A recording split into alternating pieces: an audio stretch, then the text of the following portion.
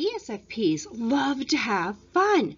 They make about 8.5% of our total population, but they're friendly, they're outgoing, they're likable, and they're naturally drawn to others. They enjoy working in groups, and they love to live their life to the fullest. They're great company. People look to them.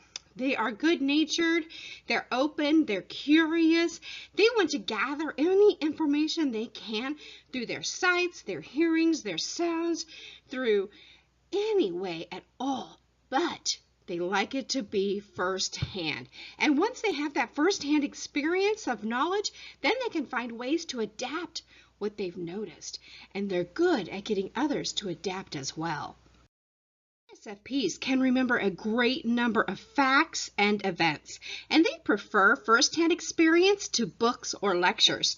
They usually do better in actual situations than on written tests, and they appear sometimes to have difficulty in classrooms, like a traditional classroom, and mostly that's because there are very few instructors that have their personality type.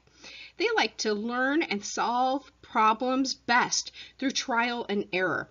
Although they're very interactive with information, they want a lot of time to really be able to talk through information and to be able to find practical ways in which they can experiment with that information and find out what's really going on. They love that fast-paced, interactive classroom. They want to be able to weave in social opportunities into their instruction time, and especially to have the ability to use those real-life examples and real-life stories. They want all 5 senses to be engaged. And so there are ways that you could do that, such as getting groups and also providing some of that timely feedback that they crave so desperately.